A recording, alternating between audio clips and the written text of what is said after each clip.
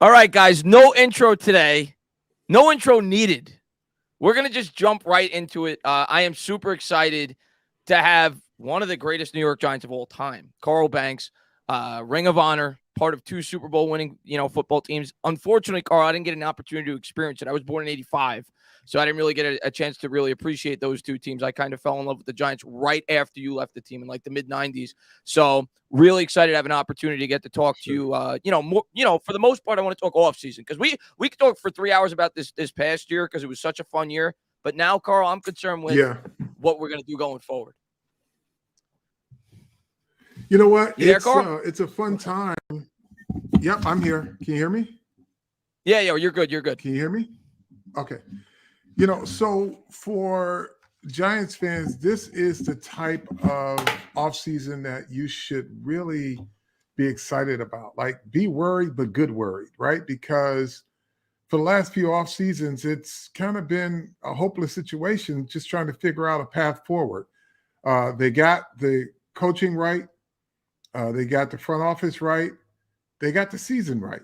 And the fun part about it is this year put them ahead of schedule, right? I thought that they would, try to get things right, get the culture fixed, win a couple extra games.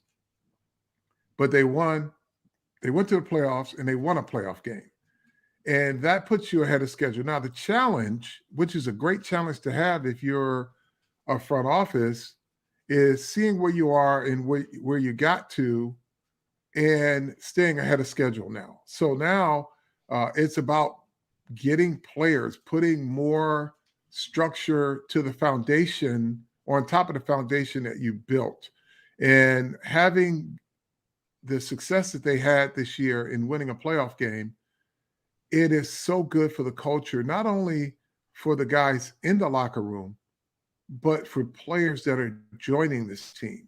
Because every player that will be returning next year and participating in this offseason, they become evangelists for Brian Dable and Joe Shane and all of their teammates. They can tell free agents, this is a great environment.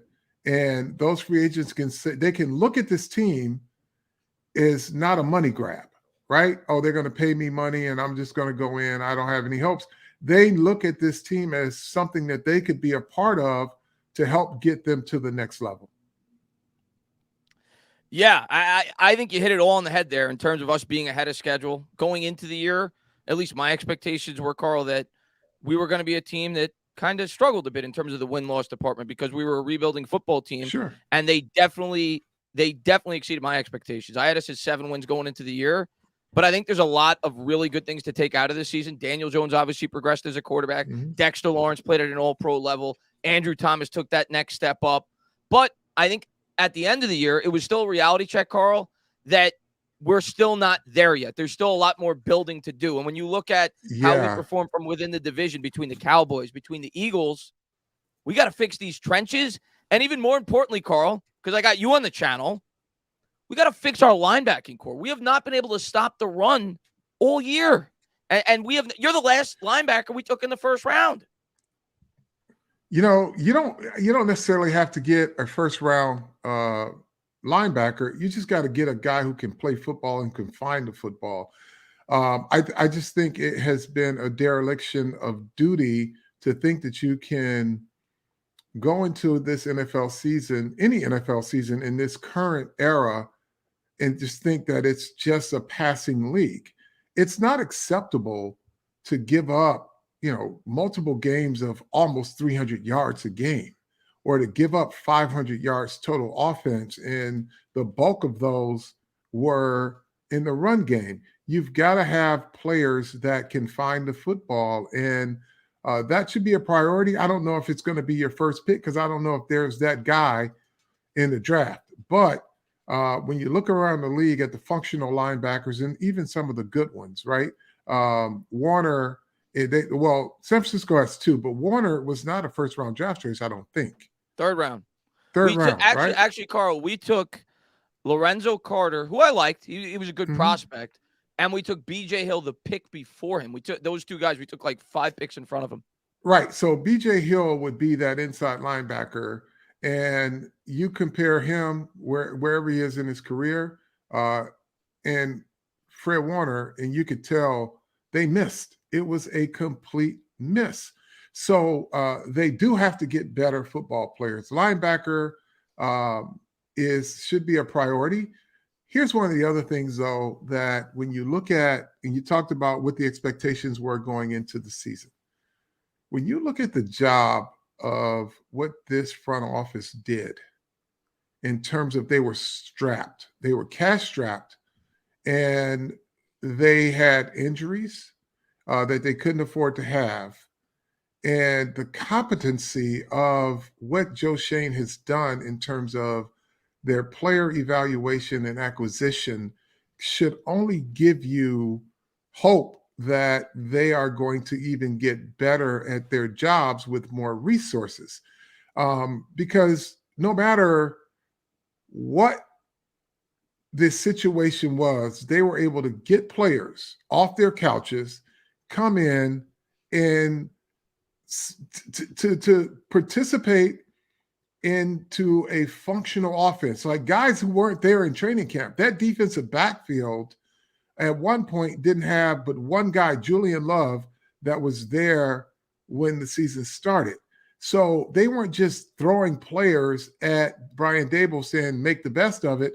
They were getting guys that they thought could function within Wink Martindale's defense to help them. And then Isaiah Hodgins is another guy who stepped right in. He came in November, right, and became a top receiver in this offense. So when you look at the type of players they got, it's like walking through a junkyard and you're trying to find just the right part, right, to keep the car running. And they did that multiple times. So it speaks to their ability to identify what will help a team and get them, integrated really quick. So it speaks to both the competency of the front office, but also the coach's ability to get guys going. And it's not listen, I was able to look at some season-ending tape. And what Mike Kafka did with this group is most offensive coordinators would have thrown their hands up in the air and said, look, you're giving me shit. I can't work with this. And believe me, those conversations happen around the league. When you have bad talent, coordinators are like, I'm just coaching the guys we got, right? And they don't put any effort into it. But the way he schemed some of their passing plays, because they didn't have guys who could literally win. You could scheme them open and they would, either catch passes or drop passes, but some of their schemes from week to week, and they were not predictable. That was the other thing. Like when you compare Mike Kafka with Jason Garrett, right? Jason Garrett was pretty predictable. Mike Kafka, he did a lot of different things with personnel and just schemed it. And guys did what they were supposed to do. They played within their talent base. Let's just put it that way. And they were able to get into the playoffs. Now, as it relates to the division, they went from NFC least to NFC beast. Have you ever, I actually mentioned this on Twitter, Carl. Have you ever seen, since you've been watching football, since you played in the league, have you ever seen that quick of a turnaround? Because 2020, the NFC East arguably was the worst division in literally the history of the NFL. Yeah. 2 years later, you got 3 teams in the playoffs, and you had 3 teams in the final 4 of the NFC conference. Right. So, I mean, you obviously, the best path to a deep playoff run is to win your division. The benchmark are the Philadelphia Eagles. Yeah. They didn't do it overnight. What we're seeing is a disgustingly talented Philadelphia Eagles team. They're loaded. They're disgustingly loaded. Yeah. But think about it. This was 3 years in the making. Smart drafting, player development, and player acquisition. That's how they did it. So for the Giants to go in and lose the way they did, I'm not shocked. There were some things about that game that I did not like, but I said it before the game that the Philadelphia Eagles, that was their game to lose. Yeah. Meaning, if they came in there sleepwalking and got cold cocked by the Giants, they were going to have a fight on their hands. But if they came with their best, the Giants didn't have enough players. They just didn't. But as it relates to the division, everybody laughed at it. And it's literally the NFC beast now because Philly's probably going to the Super Bowl. The Dallas Cowboys were in the Final Four. You hurt me when you say that, Giants, Carl. I understand that, but let's go Niners. Come on.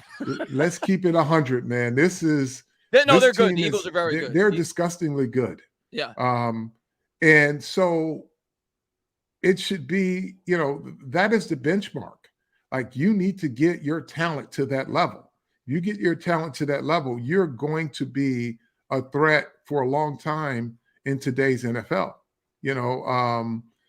Think what you will about Daniel Jones and what Brian Daboll was able to do with him. So the one thing that you can see that changed with him and that changed with Josh Allen is valuing the football, valuing every possession, right? Brian Daboll leaves Buffalo, and Josh Allen leads the league in interceptions, right? And more importantly, Carl, a key statistic for me with Josh Allen this year, I think coming into this year for his entire career, of which Brian Daboll was there for his entire career before this year, he only had 2 red zone interceptions. This year, he had 5 in the regular season, and I think he had another in the postseason. So he in key spots on the field, he's really gotten sloppy with the football this year, Josh Allen. Yeah, so, I mean, that matters, right? Yeah. When the most important position on the football field, if you can't value the football, excuse Oscar, he's barking. That's all right. But, and people say, well, Brian Daboll is the reason why Daniel Jones is playing so well. Well, duh. That's what coaches are supposed to do, right? I love that, Carl, because every time I go on Twitter, like, people use that as like a knock against Daniel Jones. No, it just means that Daniel Jones finally has some support that he needs to be successful. Every good quarterback should need wants a good head coach, and we still need to get the weapons, which is going to turn me to this offseason in terms of like some of the decisions that the New York Giants have to make. You brought up Daniel Jones. We know he's a free agent. We know Saquon Barkley's a free agent. We know that Julian Love's a free agent. Talk about some of the decisions that you think they should and will make in terms of the free agents, and also some of the biggest needs on this football team going into next year. Well, priority number 1 is to get the quarterback signed.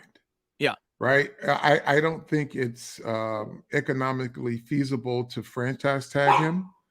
But you should be able to get him signed. And, the narrative that paying a quarterback like Daniel Jones $30 million is insane.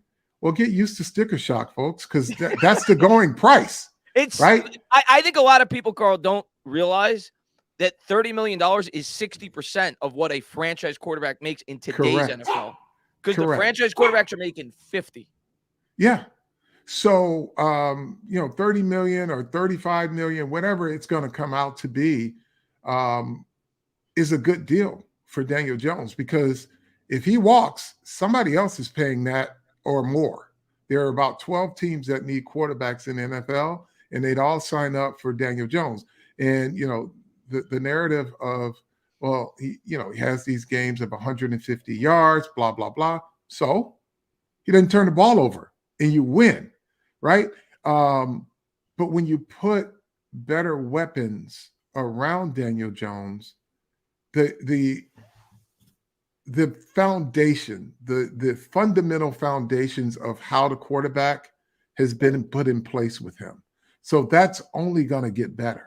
You can't tell me, no one can say, well, Daniel Jones can't make X throw. No, he can make X throw. He makes every throw on the football field. Do they always catch him? No. Daniel Jones has made great decisions. Daniel Jones, here's the other thing, folks. When you want to evaluate a quarterback, You watch them in their post game press conferences, right after a loss or after a win. Number one, he handles those well. But here's the other thing that people don't understand, or they don't take note of. There's never been a single press conference where Daniel Jones said, "Well, they gave us something that we didn't expect. Well, they showed me a look that we hadn't prepared for." And so that's the Eli Manning effect. There was never Eli Manning came into games and there was nothing you were going to throw at him that he didn't anticipate or study for. And that's Daniel Jones. Daniel Jones has never stood at a microphone and said, "They gave us something we weren't expecting." He might have said he missed it, but he'll never tell you they gave me something that I didn't expect. And he's brutally honest in his press Yeah. conferences. So it's not like he's going to hide that fact. He's missed some players and he'll tell you that, but he will never tell you. And that's when you know you got a good quarterback that prepares, because he'll tell you he has never said they gave me a look that we didn't anticipate. So that's number one. Number two, because he prepares. Number two, he's tough. He's a tough quarterback, right? And those two things, a smart and a tough quarterback, if you got one of those who's got some talent, you got a chance to win in the NFL. Because there are I a agree lot with of, there are a lot of guys that've got big arms and lots of talent everywhere, but all of a sudden they're not very smart or not very tough. I'm gonna give you a name, Carl, of a quarterback that you're describing to me that had the big arm, that had the all-world ability, but was not a leader. And he never made the playoffs, and he had a ton of talent around him throughout his days in the NFL. Jay Cutler. Jay Cutler had a cannon for an arm. He had the mobility, but he didn't have that leadership quality. Daniel Jones, to me, is as hard as worker as they come. I mean, you're there. You have more firsthand knowledge than me, but that's all you ever hear, how he's first in, last out. He's got his nose in the playbook. He's always trying to better himself. And this year, to me, it stood out that he's got a lot more physical ability than a lot of people give him credit for. Yeah. I'm not saying, Carl, that he's got Pat Mahomes talent, but he's got above average talent everywhere that you need it in terms of being a quarterback. Would you course, agree? he's got the requisite skills to be a top NFL quarterback. Will he reach the elite three? Probably not. But you don't have to be that elite three. You can be the elite 10, the elite 8, which he was in the 8 this year. You'd put him that high. You'd put him in the top 8 this year. Sure. I love it. Absolutely. Love it. Absolutely. So, and here's the other thing too. When you want to evaluate a quarterback, look at the routes that he has to throw. There, like if you just take a look at what the San Francisco 49ers are doing with Purdy, there are clusters of where he throws. They're in the middle of the field. They're in the flat, right? He doesn't throw the ball a lot to the outside. He doesn't throw the ball a lot on verticals. There's a reason why. When you look at the success that Robert Griffin had, Mike Shanahan had everything on one side of the hash. He had a lot of options over there. And Robert Griffin had a really good arm, but it just spoke to his ability to either read defenses or to process the complexities of it. So they made it an offense that was friendly to him. Daniel Jones has thrown outs. He's thrown goals. He's thrown 7s. He's thrown 9s. He's thrown 6s. He throws every single pass. He has that ability. Listen, I'm with you. He sold me this year in terms of a guy that they need to bring back. He's got more to prove in terms of being an Eli Manning 15-year quarterback for this franchise. Sure. But he's certainly worthy of coming back on a contract. And I'm excited to see what they give him. I really am. I want to shift now to Barkley because Barkley's the next guy. He's more of a question mark for me because of the position that he plays. And I love Saquon. He's personally my favorite player on the team. I think he's incredibly talented. But at the same time, he plays the running back spot. We know we got a GM with Joe Shane that, he values the importance of positional value, right? He talks about how tackles, edges, quarterback, cornerback, like those are positions that typically when you're talking about positional value that you're going to value over a position like a safety or a running back. Do you think the Giants are going to bring Saquon Barkley back? And if they do you think it'll be on a franchise tag? I think they'll try to franchise him. Yeah. Which at $12 million is not a lot. Mm-hmm. And let me just say, selfishly, I would love for him to be back. I would never advise a player to take a team friendly deal. Selfishly, I would love for it to work, but I Especially a think it's running got to back, work right, for both. Carl? Because Yeah, running backs break down fast. yeah. I want him to get as much money as possible, but I also want him to be a New York Giant because he's good for the culture. Yeah. He is a leader. So he is the perfect companion in terms of leadership to Daniel Jones. Daniel leads by example. Saquon leads both physically by example and verbally, right? He hits the right tones in the locker room. And on the offense, you need that because they don't have an alpha on the outside. They don't have an alpha that speaks on their offensive line. So you need that voice, and there is value to that. Yeah. And I don't get into what a guy is worth. He's worth whatever a team or as much as he can get a team to pay him, Right. right? But when you look at his value, right, he had 1,700 yards. He did not have a heavy workload, which is good for him, Yeah. right? So he can have an extended career in Brian Dable's offense because Brian Dable and Joe Shane, they both like to pass the football, but they understand the importance of having a guy like Saquon Barkley in your offense because he can flip the field just like a passer can. And he keeps the trains on schedule. He keeps them on time. And Brian Dable talked a lot about the dirty 2 yards, right? He wants them to get the dirty two to set up the 42. And so he's important to this team. And, everybody has an opinion of what somebody should make, but the professional opinion for me is they should make as much as a team is willing to pay them. 100%. And I want him to get that with the Giants, and I want the Giants to find a way to make it work financially. Now, when we're looking at the wide receiver, which is a big need, right? There are going to be some guys that are going to be retained, like Isaiah Hodgins is going to be here. I believe that Slayton will be on this team. If not, he's going to make his money back that he had to give back to the Giants somewhere else. He's a good receiver. He's not your number one, but he's got upside because another thing that people don't realize about Darius Slayton, he prepares. And he's a leader in the wide receiver room. If you ever watch him work, if you go to training camp and just watch him when he's not on the field, he is calling out coverages. He is looking at what his responsibilities are, who his reads are. He's a guy that is good for the program.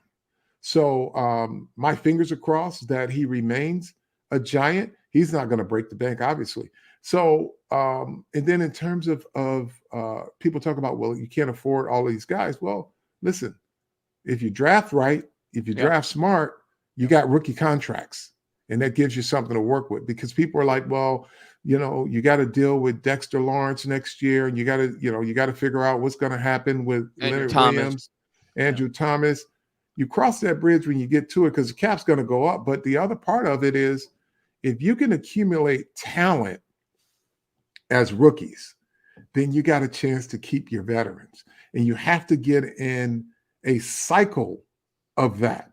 If you don't get in a cycle of that, and that's something that Kansas City does well, they're in a cycle of drafting well, making sure their veterans are taken care of, but never having to have 4 rookie contracts expiring, and all of a sudden your cash drop because you have to go out and get 6 free agents to try to fill gaps. Which is what we did the last 4 6 years. years. That's what we've done. And what the best teams do, Carl, and I've said this several times.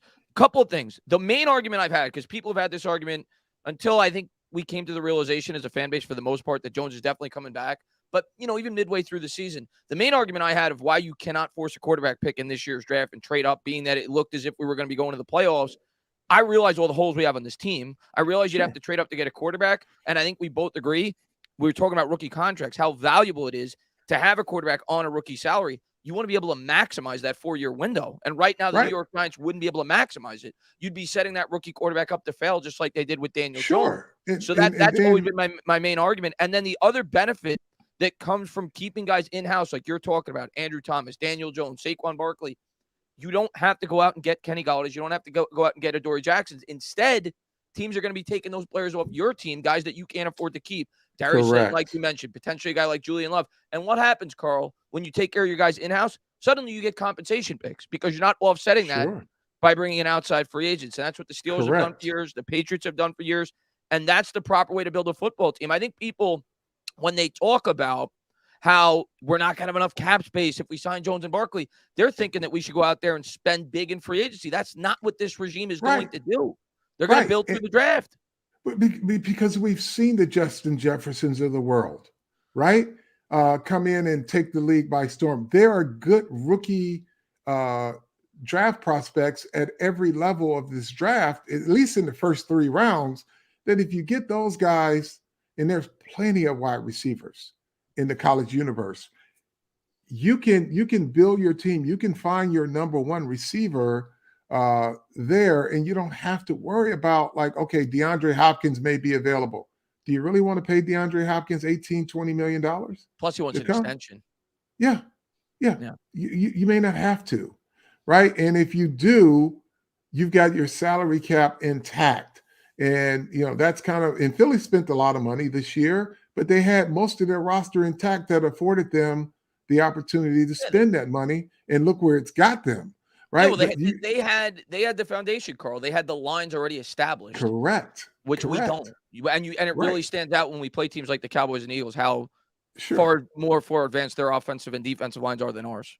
Yeah, well, I mean, that's the NFC beast, because when you look at how a guy like Dexter Lawrence performed outside of the division, he ate a lot of guys up, right? So it just tells you the 2 best teams in the division, the Cowboys and the Eagles, they built their offensive lines, and every year they built their offensive lines. They just kept adding offensive linemen. So that's where the Giants are. They got to fix the interior line. Yeah. Now, there may be a free agent there, but they're not going to break the bank. And then you're going to have to draft. You have to continue to draft the interior guys. And we have guys in the front office that knows how to identify talent. And that is the biggest disappointment when we look at the league and where the Giants have been floundering. It's just getting something out of the guys they drafted. Foundation guys just never panned out. And think about this, Carl. I was thinking about this the other day.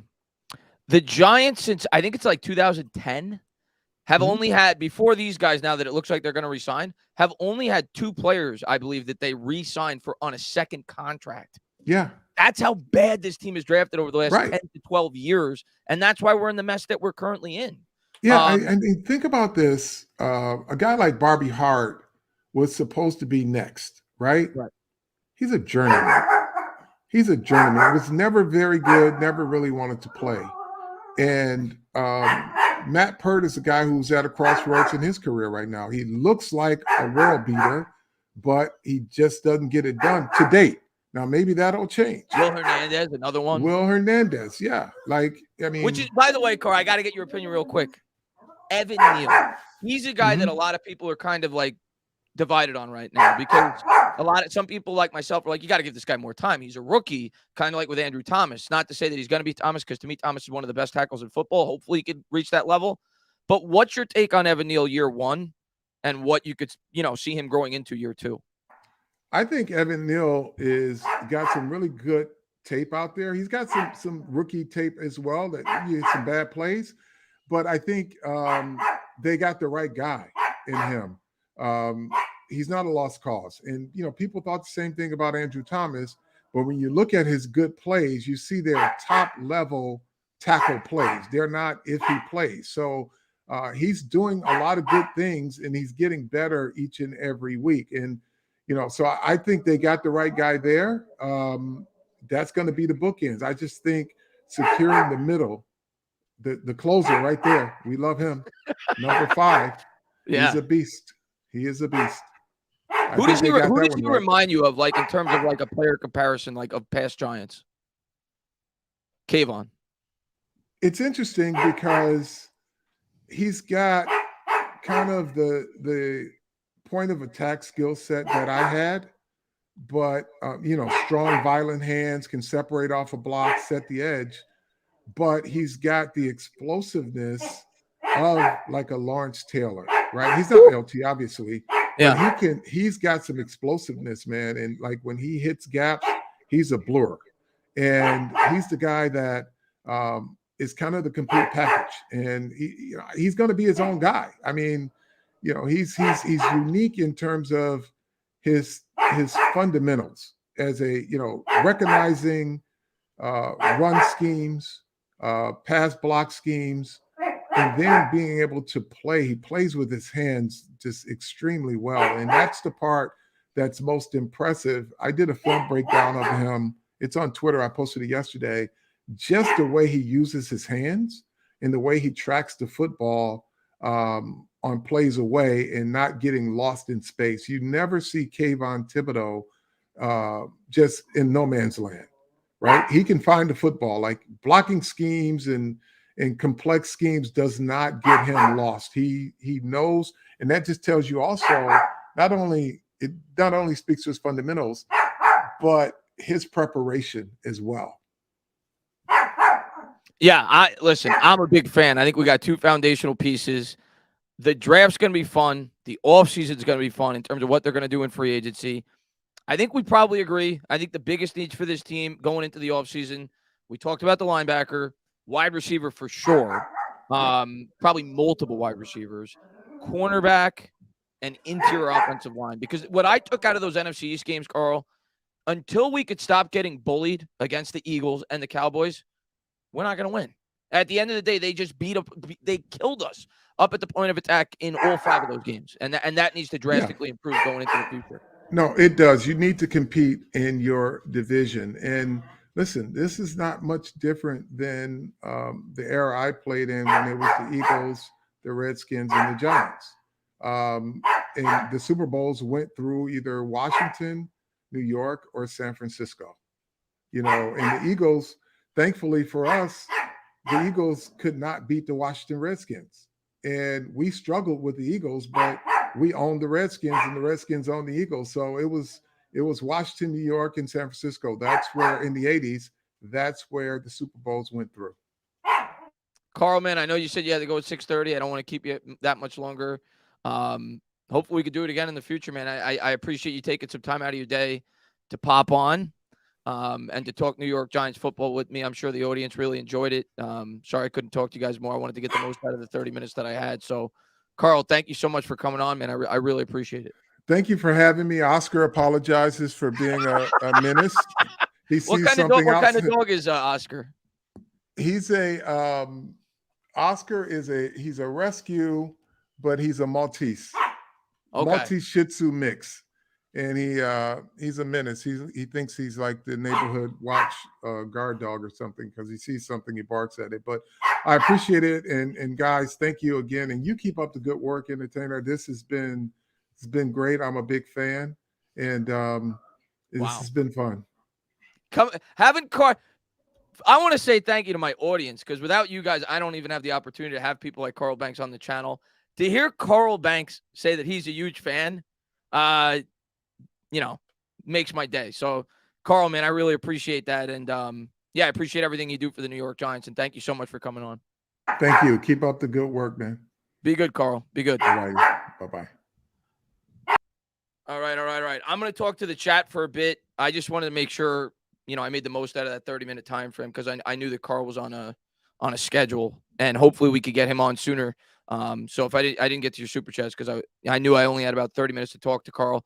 I'll hang out with you guys for about 45, 50 minutes. But again, before I even get to these donations that you guys dropped, I just want to say thank you to each and every one of my subscribers because, Carl's pointed me out several times on Twitter and, he's wanted to come on for a bit. Our schedules just haven't, quite aligned and hopefully we get to work, together more in the future. But without your guys' support on Twitter, YouTube, he would never even know who I was. So I can't say thank you enough to all you guys for giving me the opportunity to, even get a chance to talk to a New York Giants legend like that. That was a great conversation, getting an opportunity to hear him talk about in intricate detail what he feels about the team. I wish I had a little bit more time, but it was a lot of fun. So thank you guys so much, for me, and hopefully you guys enjoyed Carl coming on the channel. But let me get to a couple of people in the chat, man. Thank you to everybody for being here. Jason, sorry, and anybody that donated for Carl, that's why I posted the pinned comment. I didn't want you guys because I knew I only had 30 minutes. It says, Mr. Banks, you are the one of the best Giants ever linebacker. I hopefully got a chance to read that, Jason, because I was able to pin it. But what was it like lining up next to LT? Must have been a hell of a time. Trust me, I'll answer that for him. Lining up next to LT, I'm sure was the was the thrill of his life. I mean, getting an opportunity to stand next to the greatest player in the history of the NFL, as far as I'm concerned, the guy that changed the game, was the thrill of his life. Carl Banks for president. I'd vote for him. Really nice guy, smart guy, all-time great Giant. What's not to like? Lou says, Carl Banks is Bob Ross of football, calming and soothing. As a fan base, we are so divided. I listen to you for clarity. Thank you, Carl Banks. Hopefully, Carl gets an opportunity to watch this back, and I'll tell him to see some of the nice comments that you guys dropped. And he definitely is like soothing and calm for sure whenever you get an opportunity to listen to his podcast. And I was trying my best to just let him go. I was just enjoying listening, talking to him. He was jumping from topic to topic, and it was just a blast. Q-Dog says, can you please tell the great Carl Banks that I always believed that you did? And I'll make sure to tell him on Twitter to take a look back at these comments. That I always believed in Daniel Jones from day one. Also, thank you for some great memories back in 86. I wish I got to experience those teams with you guys, man. I didn't start watching until about 96, like I said. But, yeah. I mean, listen, Carl Banks, a New York Giants legend, man. Goblin says, just watch Carl's Kayvon Thibodeau breakdown. Can I hear both of your thoughts on his season? I asked him before I got to your donation, but I asked him what he thought about Kayvon and what his ceiling might be. Huge fan of you both. I appreciate it, Goblins. Listen, I think Kayvon was great. He kind of, at the end of the year, it seemed like he wasn't having quite as much of an impact like the last maybe 3 or 4 games. But he had like a good 6 or 7 game stretch there. He didn't always get sacks, but he was making an impact. And listen, he may have hit a rookie wall where he wasn't making quite of an impact late into the year. I think he still needs to bulk up a bit. He's not used to playing a 17-game regular season, right? Not to mention an additional game in the playoffs. But in terms of from a physical skill set, like Carl said, I think he's got everything that you need. I mean, and I think he's only going to get better. He's going to get more advanced as he plays more from within the NFL. He puts on more muscle. He's got all the intangibles, like Carl was saying, to be one of the better edge rushers in football. So I think, like Carl said, he's going to be the closer. And I think we hit a slam dunk with that pick. So I'm really excited about Kayvon Thibodeau going into year 2. As a matter of fact, out of any player in the Giants going into year 2, and we'll see what the coaching staff's going to look like, going into next season, I think he's the guy that's going to take the biggest jump next year. And I think that's probably the cliche answer and the answer that most people would give you. But I think he's going to take a huge jump going into next year. And the other guy I'm going to tell you that I think is going to take a huge jump going into next year, I think it's going to be Daniel Jones. Because I do think he's coming back. And I think his second year in the same offense, when they get him some more help, I think he's going to take a huge jump as well. But I think Kayvon and DJ next year are going to be that much better than they were this year. Eric says, shout out to Carl Banks. He's a dog. Carl's the man. The first time I actually got an opportunity to talk to Carl was in a Twitter Live. And he just randomly popped in. I was hosting a Twitter Live, and he just popped in, and we talked ball for like 30 minutes. But, yeah, he's always been nice to me on Twitter, on social media. He's always reached out to me. Always told me that, as a matter of fact, I remember when I posted a video like 2 months ago, I had asked a question at the beginning of the video, and he commented on it on Twitter. He retweeted and said, you should absolutely do that. So I know he watches my content. So can never say thank you enough to Carl, man, for all the support. NY Giants 26 says, that was awesome. Yeah, Carl was great. And the Imp says, thanks for Carl. Man, thanks for Carl is right. Demons Rose says, you and Bad Dog are the new era of Giants OGs. Banks is one of the greats. Demons Rose, man, I really appreciate that. Get used to this because you guys deserve this, man. I'm sure we'll get Carl on our show in the future, too. I just wanted to get an opportunity to get him on. We've been meaning to talk for a while. And, hopefully this builds a relationship in the future where he's, not regularly, but we could get him on every now and again. But, yeah, it was a really cool conversation. Bob says, I'm sorry, but that linebacker should be in the Hall of Fame. Carl Banks, I agree. 100% should be in the Hall of Fame. Part of one of the greatest linebacking corps in the history of football. Octave says, I'd say re-sign Jones on a 3-year, $105 million deal with guarantees being $65 million. Barkley, I'd try to tag and probably trade. Love Barkley, but running back is not worth holding up other holes on the roster. Listen, I got to be fair, and I understand that side of the argument. I also understand where Carl's coming from, too, because he's definitely a guy that is a core piece to that locker room. He's one of the leaders from within this football team, and he's definitely a guy that helps Daniel Jones, right? He's the lone weapon that he does have, and it does open up things in the passing game. There's no doubt about it. Just his threat as a pass catcher coming out of the backfield, it adds extra attention to the defense. So Saquon certainly has some value. He knows that. I think the Giants know that. It's why the Giants reportedly offered him $12 or $12.5 million at the buy. But when push comes to shove, if Barkley wants $15, $16 million a year, I don't think Shane's going to do it unless it's a really short contract. So it's going to be interesting. And this is really the first offseason where Joe Shane has pressure. I think last year it was kind of a free ride. Not to say he didn't do a great job. He did. But it was kind of a year where I think the fan base realized this is the cleanup crew. Year one, you're going to let all these bad contracts expire. You're going to start to, build through the draft. But you're not going to have to make any, crucial decisions, outside of the draft, of course, at picks 5 and 7. But now he has, real crucial decisions to make for this football team. He has to decide whether or not he wants to push forward with Daniel Jones, with Saquon Barkley. Now he's got some money to spend. So I think, obviously, we're expecting more things this offseason in terms of growth from this team. But there's a lot more pressure on Joe Shane. I'm excited to see how he handles it. I think he'll do a good job. Q-Dog says, if the Giants offer you a job, would you take it? Would I take a job from the Giants? I mean, yeah. Q-Dog, how cool would that be if I got an opportunity to work for the team I love? Of course I would take a job with the Giants, man.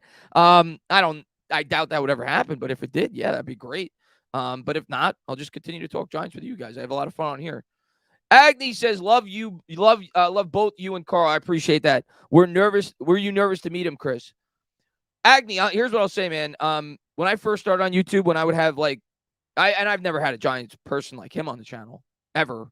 I've had I've had some radio personalities, Sal Licata from WFAN. And when I first started, I was nervous talking to him. I wasn't really nervous today. It was just like having a conversation like I do anytime I have somebody on the channel. But like I said, Carl and me, we've talked like this, but we've talked on Twitter. Was I a little nervous? Sure.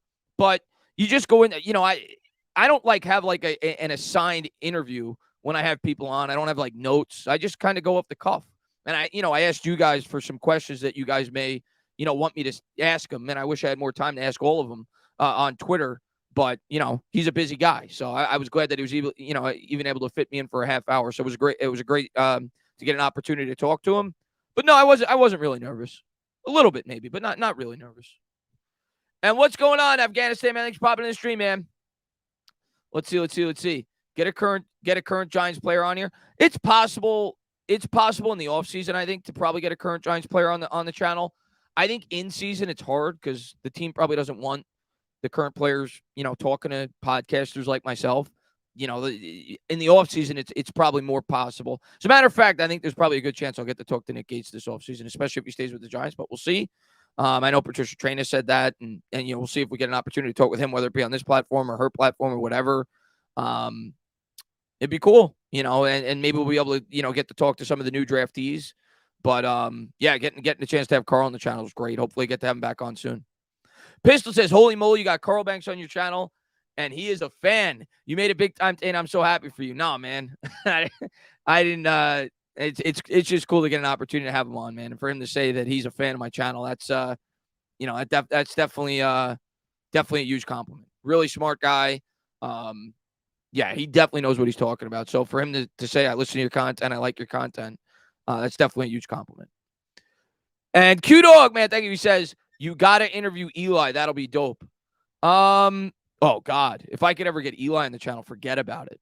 Even if it was for 10 minutes, that would be the greatest interview of all time. That's my all-time favorite athlete. So that would be incredible to get a chance. I have a feeling if I got Eli on, it would be a lot of laughing because he definitely seems like a jokester now that he's done with his playing days. But, yeah, getting an opportunity to have Eli on would be great. Hunter says, try Cam Brown. He responded to my DM. Yeah, I mean, in the offseason, I'll try to do that, especially with some of the new guys that we draft.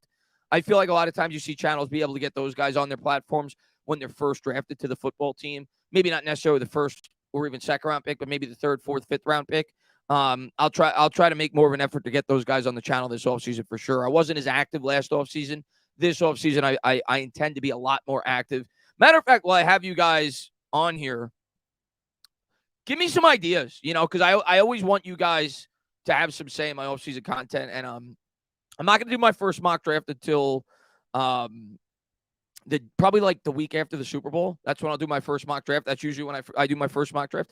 But just give me like some ideas. I was thinking about doing some mailbags. I see a lot of like podcasts do that, where I ask you guys some questions on Twitter, and then maybe I make like a weekly video out of that, maybe like a half hour, 45-minute podcast where I answer, 6 or 7 of your questions, and I make a video out of that. But like, give me some ideas that you guys would like to see in terms of, video content.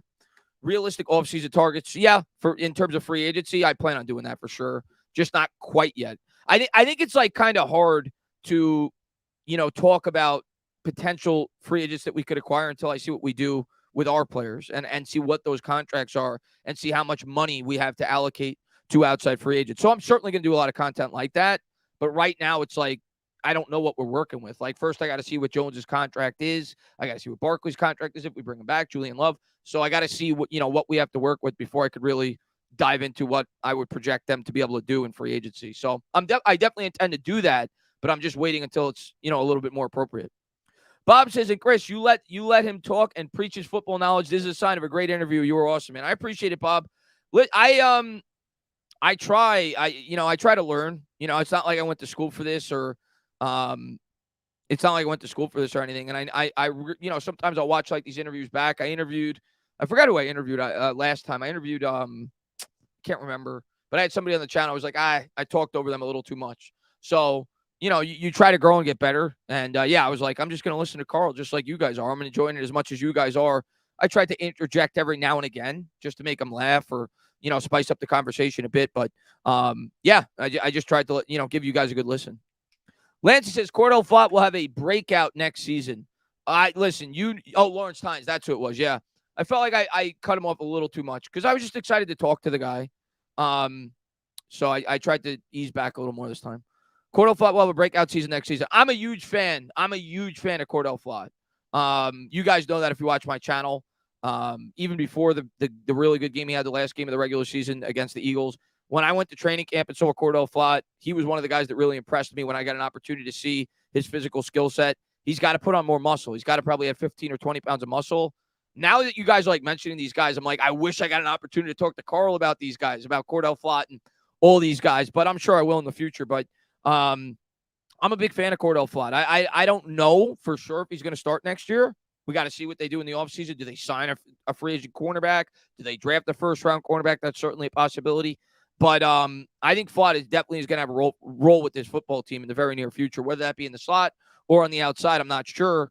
I think he projects better on the outside if he could put on 15 or 20 more pounds of muscle. But we'll see. But I'm a fan of Flott. I think he's going to end up being a pretty good pick for the Giants. And Pistol Pete says, now that the season is over, will you be going back to calling Nick game? Yes. I'm not calling the game tonight, obviously, because I'm going to be on Patricia Trainer's channel. My first Nick game I'm going to be calling is, I think it's the Nets, right? I think it's on Saturday, right?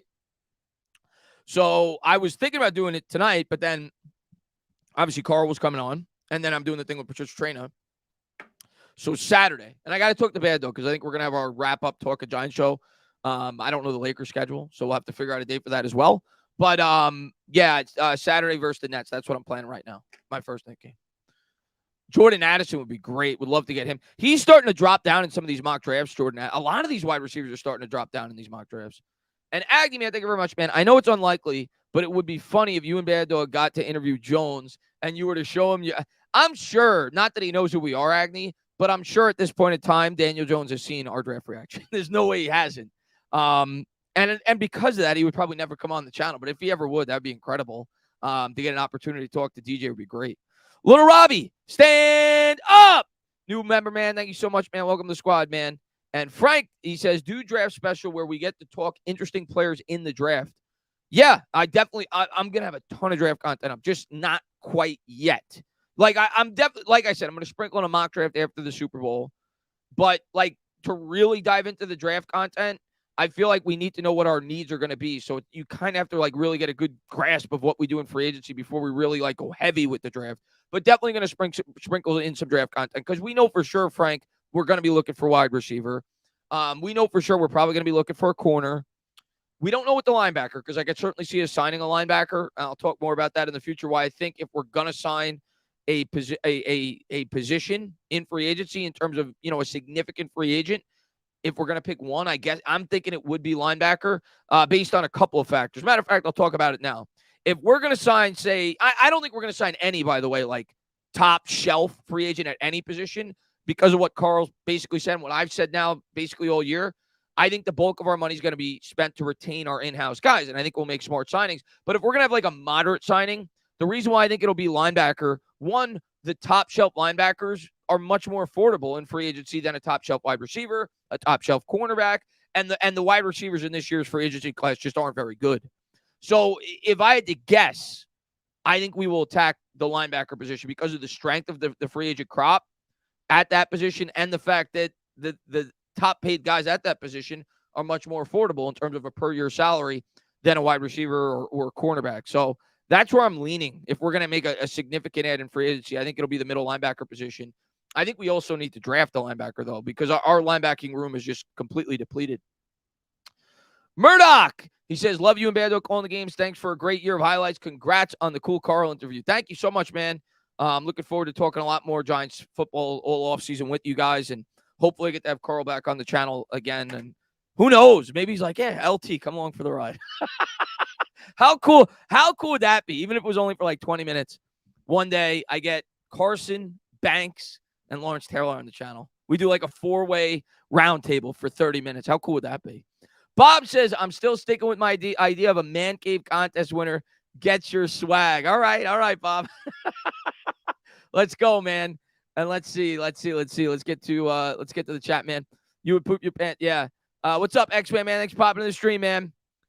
And you got, for sure. Definitely. Next time I have him on, I'll try to make it so that it's on when we do our Giant show. Maybe he'll pop in for like a half-hour segment, and then and then we'll continue our show, something like that. Trent Simpson, I've looked into him. By all accounts, I think he's the number one middle linebacker in this year's draft class. I've got my eye on him. I don't know if we're taking linebacker in the first round, but I've certainly got my eye on him. What's up, Matthew, man? Thanks for popping in the stream, man. Let's see. Campbell, I like him too. He's more of a second-round prospect, but I got to watch Iowa, right? I think that's where he plays. I got to watch 2 of his games. He's good. We'll see how he performs at the combine. He's not known as like the best athlete, but he's known as a good linebacker prospect that most people have, penciled in to go second round, but great college player. Let's see what we got. What free agents do you think we'll go for? I have no idea. I think it's don't expect like premium free agents. That's what I'll tell you.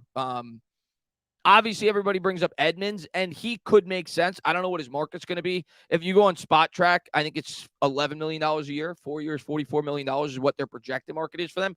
But I've seen their market be completely off, whether it be too high, too low. So I don't know what any of these guys' market is going to be. I think his market will be higher than that, personally. But if you could bring in a guy like Tremaine Edmonds for that price, that'd be a steal, in my opinion. I think he had an 80 PFF grade, which is really high for a linebacker. Still young, 25, 26, would fill an immediate need. Has ties, obviously, to Shane and Dable. Shane talked about in his closing press conference how he wants to have players on this roster that they have a lot of knowledge about, which is why he talked about retaining in-house guys as opposed to going from outside the organization. Well, a guy like Tremaine Edmonds would be a guy that they have knowledge about, right? Because he was there during his entire career with the Buffalo Bills. So he could make sense, and it's obviously a big need of ours. Octave says, you think Dexter Lawrence gets a Chris Jones-like contract? 100%. He's not going to get the Aaron Donald contract. He's on like an island by himself where he makes like $32 or $33 million a year at that position. But Chris Jones is at the next tier. He's at like the high end. Like Aaron Donald's just like Superman. But away from him, the highest paid defensive tackle is Chris Jones and a couple of other players. And they're right in that $20 to $21 million range. And yeah, that's what he's going to get. That's the going rate. He's young. The market's going to go. Matter of fact, he's going to get a little bit more. He'll probably get $22 or $23 million a year. That's probably what he's going to get because the market goes up. He was a second-team All-Pro this year. Yeah, that's what Dexter Lawrence is going to get. He's incredibly valuable. Cy Guy says, we need to draft a quarterback day 3. Let Shea Tierney start developing him. I'm not against that. I mean, worst-case scenario, if you take a 5th-round quarterback, or a fourth-round quarterback. If they work out to be a backup, that's what they're supposed to be. If they work out to be anything more than that, that's great. That's terrific. So I'm not against the Giants spending a fourth or fifth-round pick on a quarterback. I think we have more pressing needs that we certainly need to focus on early on in the draft. When you look at this Giants roster right now, be honest with yourself. Is there any position where you'd be like, no, why did they draft that?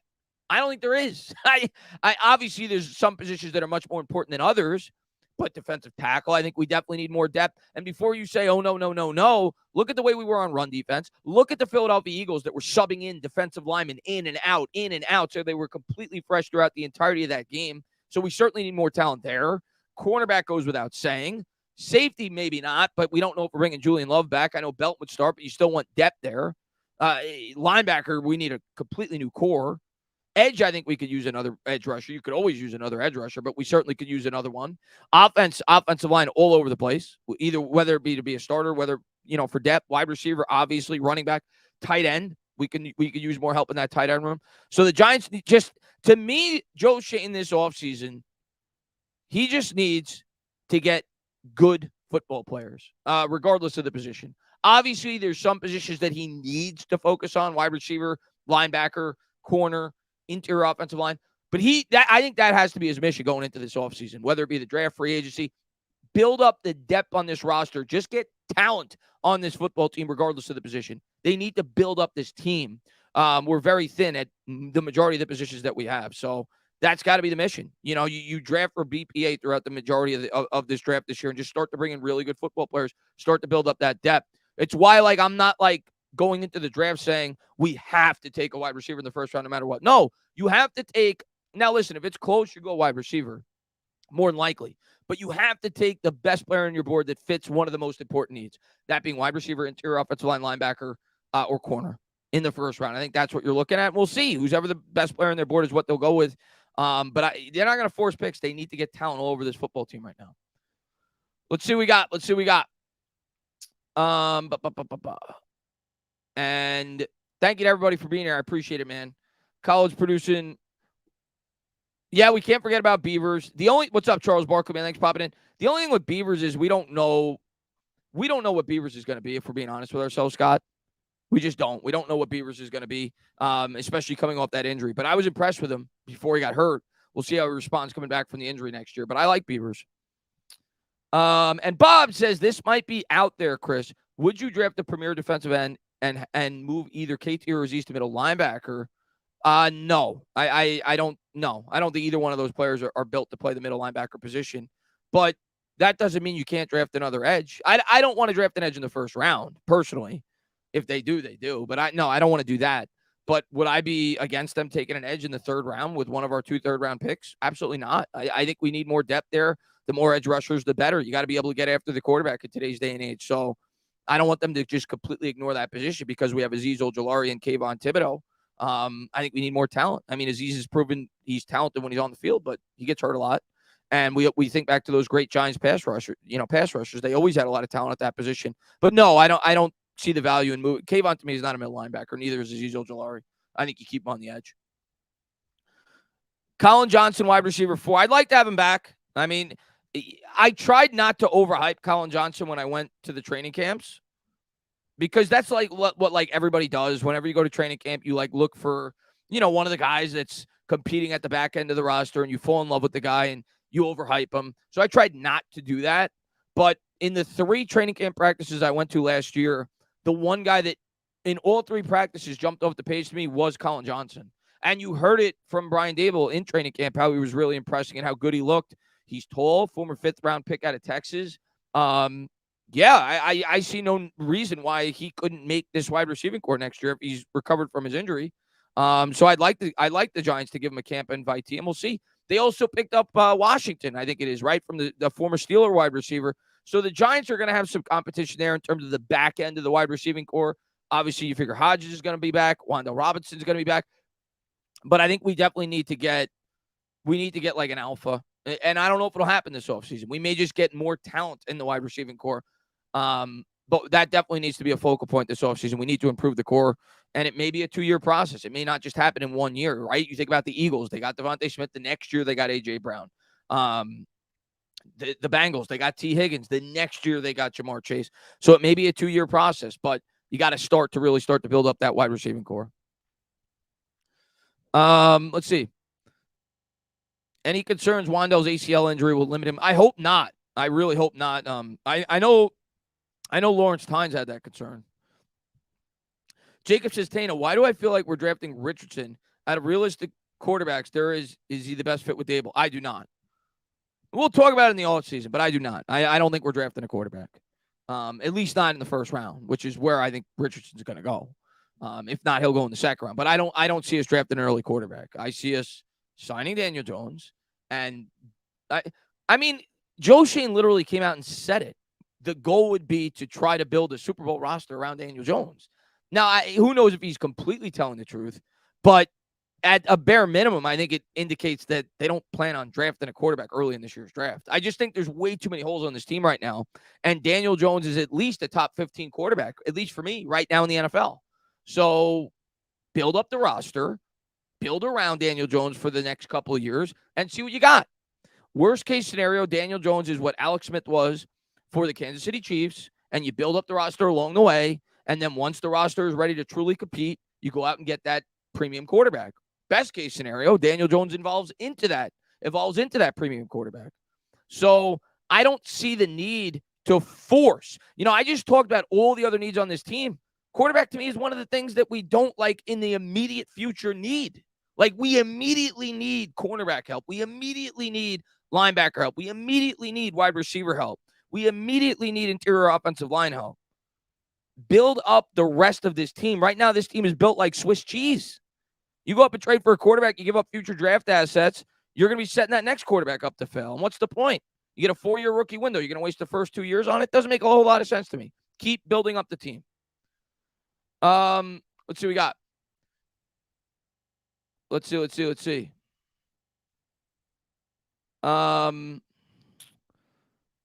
see. Chris, thoughts on I haven't gotten a chance to look into him yet. I've heard about him, but I haven't gotten a chance to look into him yet. Let's be honest, we need Jesus. I have. You're talking about at LSU, I have seen him, yes, but he was dinged up a bit this year, but yes, I have seen him. He's being mocked in the early second round, late first round. Gabriel says this isn't going to get done in 1 year. Don't go out and get an alpha receiver. I mean, if the right circumstance presents itself, I'm all about getting an alpha wide receiver, but you don't force it. Like Brandon Ayuk, who some Giants fans just seem to like miraculously think the 49ers are going to say, let's trade him.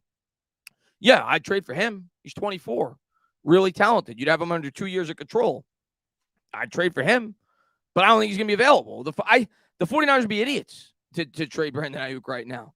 They still have him under 2 more years of control. If it was T. Higgins to me is more realistic, but I don't even think he's going to be traded, but he's at least more realistic because they don't have the 5th-year option with T. Higgins because he was a second-round pick. But if the right situation presented itself, yeah, you make a move, but you don't force it.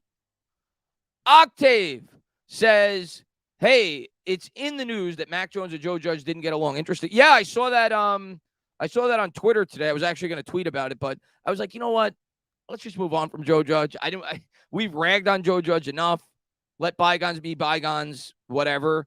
But yeah, obviously it doesn't look good for Joe Judge because now like reports are coming out that Mac Jones hated playing for the guy and that, I think what I read, even Bill Belichick was getting fed up with Joe Judge too. At least that's the way that the article portrayed it. I didn't really dive into the article. I just read the initial tweet and some of the excerpts that he had from the article. But one of them mentioned Bill Belichick and his displeasure with Joe Judge. I can't say I'm surprised. I mean, we saw the way that Joe Judge handled the offense last year for the Giants and didn't seem to be like the most quarterback-friendly guy in terms of an offense. So I can't really say that I'm surprised. It sucks because I think Judge is a nice guy. I think he's a smart guy, but I think he's got some growing to do in terms of being a coach. So, hopefully improves. I have no ill will towards Judge. It was just the right decision to move on from him. But, yeah, not a good look for him in terms of Mac Jones. And we all know Mac Jones was not getting along in New England this entire year, and it seems like Joe Judge had a lot to do with it. Peter, he says, Tana, don't be shocked if we trade for a wide receiver 1, which might include Barkley. I mean, maybe a tag and trade. I doubt it. that Barkley would be involved in a trade for a wide receiver? I guess you never know. But I think if these teams are trading away a premium wide receiver, I don't think they'd want to be taking on a high-paid running back, because isn't that like a little bit counterproductive at that point? I think the team, like for people that are drawing up these scenarios that they may trade Ayuk or Higgins, I think the thought process would be the same thought process the Tennessee Titans had. You try to make sense of what the Titans did when they traded A.J. Brown to the Eagles. They got the 18th pick and the 101st pick. And the sense for them was, well, we're not going to want to pay A.J. Brown $20+ million a year, whatever. It might even be $30 million with what wide receivers get paid today. Let's trade him and let's replace him with a wide receiver with that 18th pick. So I think if a team's going to trade us a wide receiver, they're not going to want to look to bring on a 26-year-old running back. They'd rather get the high draft pick so they could replace that receiver with a younger version of what they think could be a guy that is replacing the wide receiver they're trading us. Like if the Niners, in this heavenly scenario, if the Niners traded us Ayuk, they'd be like, all right, let's draft Jordan Addison with the 25th pick, and let's hope he could become Ayuk. And now we're going to pay him on a rookie salary for 4 or 5 years. So I don't see Saquon Barkley being involved in a trade like that. And Irish, he says, Chris, great job with the interview with Carl. You handled it like a pro. Very happy for your success. Hey, man, Irish, I appreciate it. Thank you guys for being here. Thank you guys for supporting the channel. Like I said directly after, man, without my community, without you guys who support this channel, who come in here to talk Giants, who have been with me through thick and thin, like people like Carl Banks coming on the channel to talk to me for a half hour, it's not possible. Like, I mean, how cool is that? Like if that doesn't, like if you're a diehard Giants fan and that doesn't make you want to start a podcast, what's gonna? I literally just got to talk to one of the top 20 or 30 players in the history of the New York Giants franchise for a half hour. I got to sit down and talk with Carl Banks for a half hour. How cool is that? It's freaking awesome. But without you guys, I mean, that's not even remotely possible. When I first started this channel, I say it all the time. I don't know what the hell I was doing. I was just having fun. I came on here to talk about the team that I liked, and I was just trying to make people laugh. So to get an opportunity to do things like that is it's incredible. But thank you to you guys. What's up there, Hirsch, man? Thanks for popping in. What's going on there, Texas, man?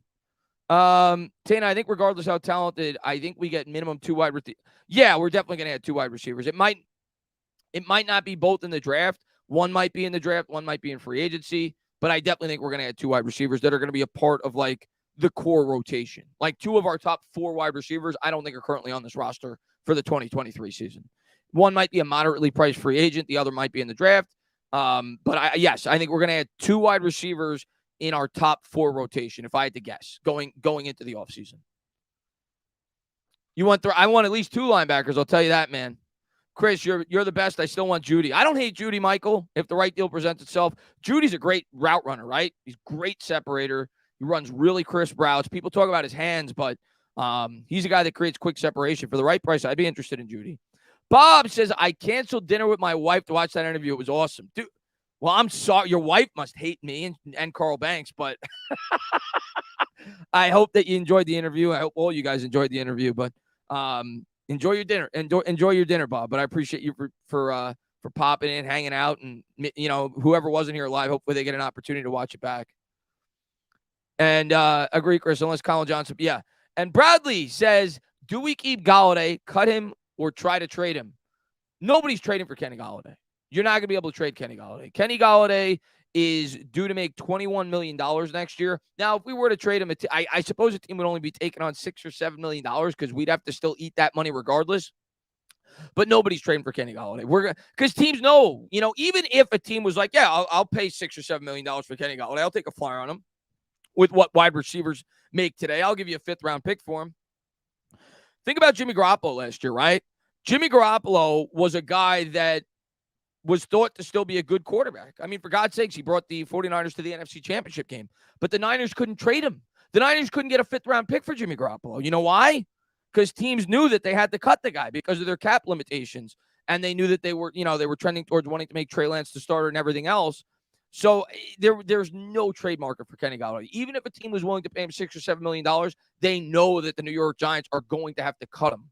So there's no way we're going to be able to trade him. Kenny Golladay is going to be cut. The only question with Kenny Golladay is, when is he going to be cut? Is he going to be cut before June 1st, or is he going to be cut after June 1st?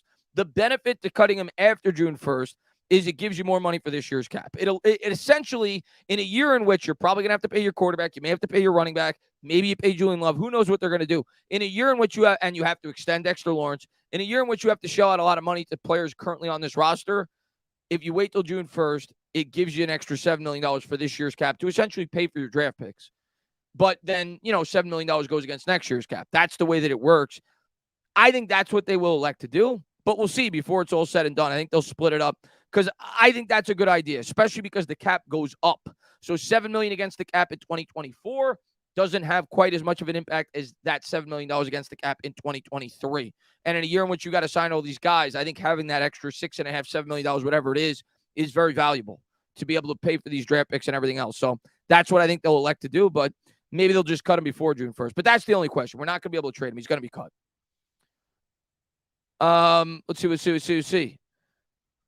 Let's see. And Bradley, man, I appreciate it, buddy. Before it's better the long run, yeah. It really hurts that Golladay didn't work out for us. It sucked. Hey, man, I was rooting for Golladay just as much as everybody else. It just didn't work. Sometimes things don't work. No way I'm signing Love for more than $9 million. Safeties are a dime a dozen. I am tending to agree with you.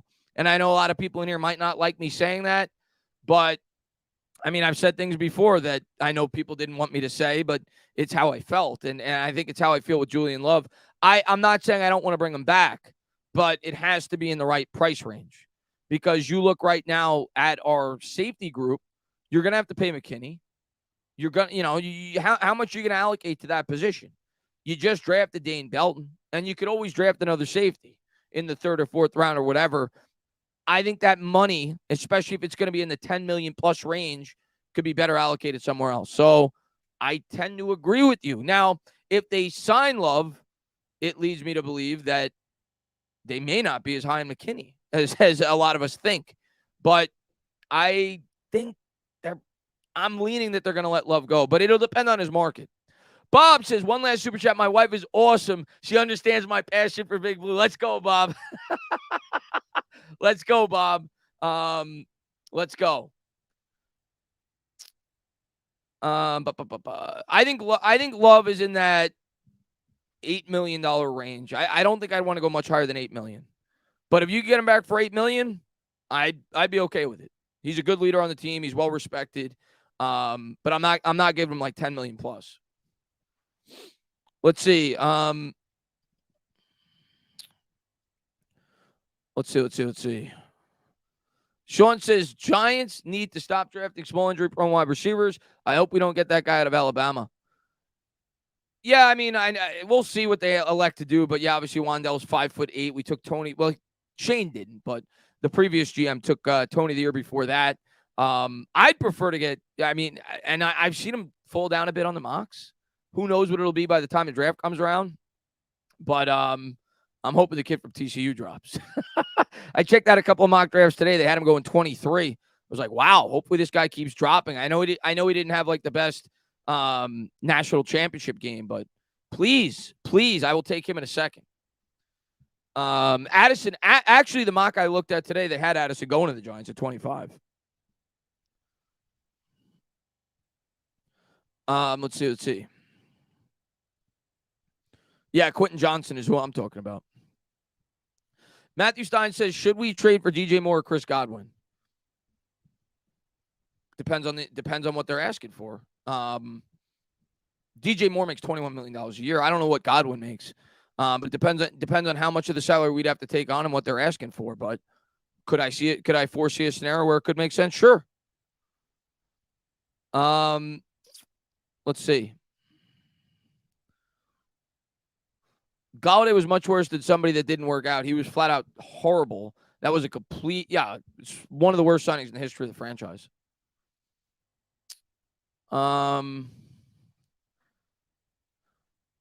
We could get Shep back with a veteran minimum. Imagine Addison, Shep, and Wan'Dale dangerous.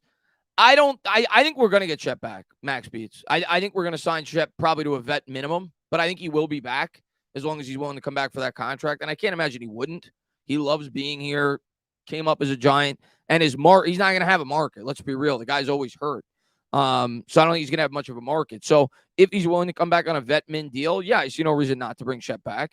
But I don't think Shep's going to have much of a role in the offense next year. I think that role is going to go more to guys like Hodgins, Wan'Dale Robinson, and the wide receiver that we drafted maybe the first or second round, potentially sign a free agent wide receiver. So if he is back, I would, and who knows? You get opportunities throughout the year. Not many people thought Darius Slayton was going to have much of a role when the year started. So things happen. But going into the year, I don't think he'd be a core part of the rotation. Let's see what we got.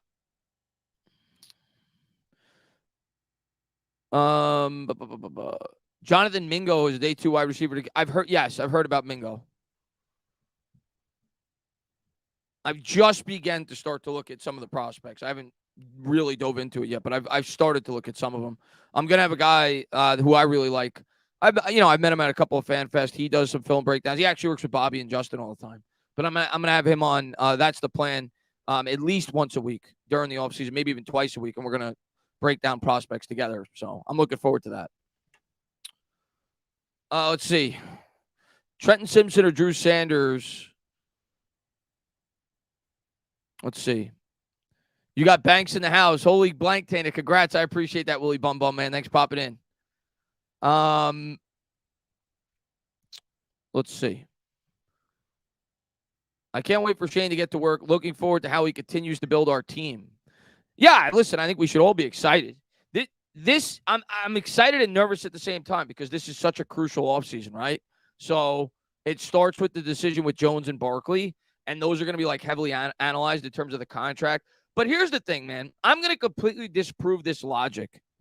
When people talk about if you sign Daniel Jones to, like Carl was kind of saying, if you sign Daniel Jones to $30 or $35 million a year, it's going to destroy the cap, and we're not going to be able to build the team. That's bullshit. And I'm generally a guy that is very, I guess, like conservative when it comes to paying quarterbacks. But the way that this team is currently built and the way we're going to be building it, you're telling me we can't afford to pay Daniel Jones $30 or $35 million a year in a contract that we could get out of after 2 or 3 years? We're not going to go out there. We know all the holes that we currently have on this roster. We're not going to be going out there and spending big bucks in free agency. We're going to build this core through the draft. We have plenty of cap space. We're going to have $70 million of cap space this year once we make the changes that we make. And you look at our cap space the following year right now, and granted, we don't have a lot of players. That's going to change real quick. We've got like $200 million of cap space right now in 2024. So the books are clean. I see no reason not to sign Daniel Jones, especially to a contract that you could get out of after 2 to 3 years. It's not going to damage anything. This team's not going to build through free agency. They're going to build the core of their team through the draft. And you bring back a quarterback that you hope can continue to build and grow. And if he doesn't reach a certain level once this team is ready to really compete, that's when you go out and make a change at the quarterback position. But to me, the whole cap thing with Daniel Jones is nonsense. Pete says, I don't think Kafka is going anywhere, but it does think we bring Greg Roman in immediately. I don't think Kafka is going anywhere either, Peter. If he's going to go anywhere, it's going to be Houston. They already brought him in reportedly for a second interview. I don't know if he already had that interview, or I know it's at least scheduled. So they brought him in for a second interview. You saw that Frank Reich got one of the jobs in Carolina that he was on the list for. So now he's down to 2 jobs. And that's the Colts and that's Houston. I'm leaning he's not going to get a job, but if he does, he does. We'll figure it out. What's up, Rel, man? Thanks for popping in. I missed your member chat. Hold on, Baruch. I'll find it. I was looking at the StreamYard. I got you right here. Baruch, man, thank you for being a member. Says, hey, Chris, I thought about this a lot. Not sure with all your holes. We could sign Barkley. Think about it with what he is asking for. How can you fit his money? Listen, he's not going to get – the Giants are not going to give him a Christian McCaffrey contract. They're just not. If Barkley wants to come back with the Giants outside of getting a franchise tag, he's going to have to take a contract in the range, I think, in the $13 million range, $12 to $13 million a year, and I don't think we're giving him a 4-year deal. I think we'd give him a 3-year. 3 years, 39. I think that's probably maybe 3 years, 42 with the ability to get it after 2 years. But I don't see Shane extending past that because I think Shane, and I love Barkley, but I think Shane realizes that Barkley, like Barkley said in his last interview with the Giants, he's a player that's had some serious injuries. He plays a position that you start to break down around age 28, 29. I don't see Shane giving him more than a 3-year contract, 2-year commitment.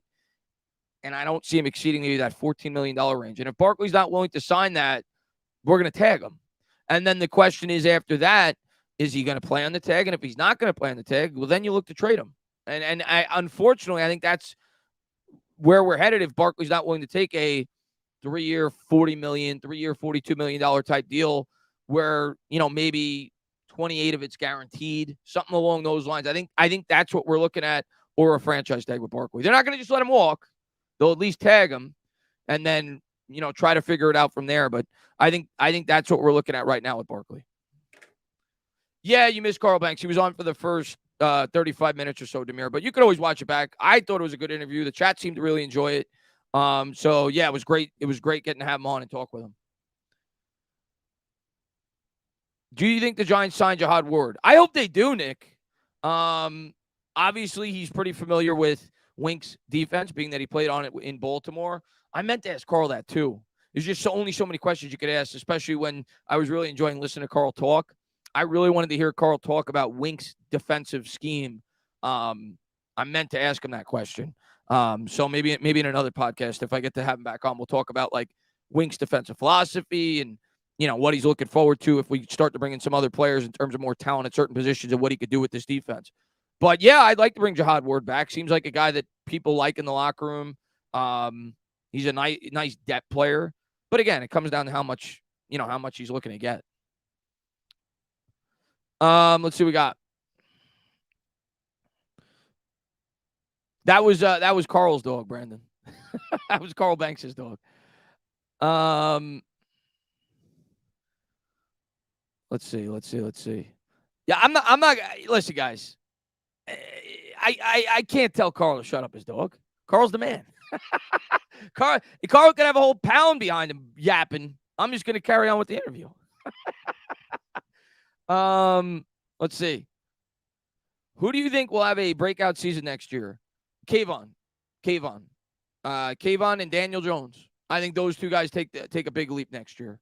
As big of a leap as Jones took this year, if he's back, I think he'll take an even bigger leap next year. Second year in the offense, being more familiar with Dable and what he wants to do, and I think we'll get more help at the wide receiver position. I think he's going to take a big leap, and I think Kayvon's going to take a big leap. Those two players, I think, will take a big leap.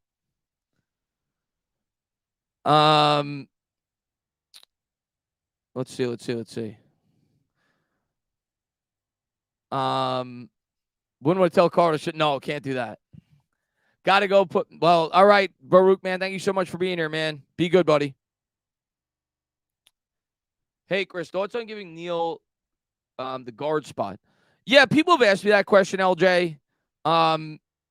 Next year, I think you play him the whole year at the tackle. You drafted him to be a tackle. You took him 7th overall. His natural position is tackle. I know he played some guard at college. So I think next year's entire sophomore season, you play him at the right tackle. If he does not get better and you feel like he can make a much bigger impact at the guard spot, I think year 3 is maybe where you start to entertain that. But if he even starts to show some growth, some noticeable growth next year, just keep him at the right tackle. But next year, you play him at the right tackle, start to finish. You see if he can continue to develop and grow going into year 2. And I think he will. I think he'll get better. But I'm not even considering him moving him on the line in his second season. No way. No chance. I'm giving him a chance to see if he could, grow going into year 2. Am I doing a Twitter space? I'm sure I will, Demir. I'm sure I'll do a Twitter space soon. I actually like popping into other Twitter spaces because they have it organized, and a lot of those guys do that regularly. When I do a Twitter space, it's kind of just me going live on Twitter, and then I just take people, and maybe I'll do that more regularly. But I like it when it's more of like a circle, I guess. And a lot of people do that every day. I don't know how they have the time to do it, but whenever I see people live, I pop in there every now and again. I listen. Once in a while, I'll talk. But yeah, maybe in the near future, I'll do I'll host a Twitter space. Right now, there's not a whole lot to talk about, if I'm being honest. Once free agency gets going and we have stuff to talk about with Daniel Jones and Saquon Barkley, obviously I'm gonna have a lot of content here, but I'll go live on Twitter to talk about it a bit as well. Rico says bring back OBJ and JPP to the Giants. I honestly don't think we're bringing back OBJ. I won't rule it out. Shane was asked about it in his press conference. I won't rule it out, but And JPP, I don't see coming back here. OBJ is more realistic for the simple reason we brought him in for an interview. We'll see. If he was willing to come back really cheap, maybe Shane would do it. We'll see. That'll definitely be a question mark this offseason. But if I was betting on it, I would not bet that he's going to be back. Chef says, just watch the Carl Banks segments. Congrats, that was awesome. Could someone tell him to tell his Pomeranian to stop barking, though? Yeah, it's not going to be me. He'd kick my ass. And Glenn says, Chris, be honest, free agency has better quarterbacks for cheaper. No, I disagree.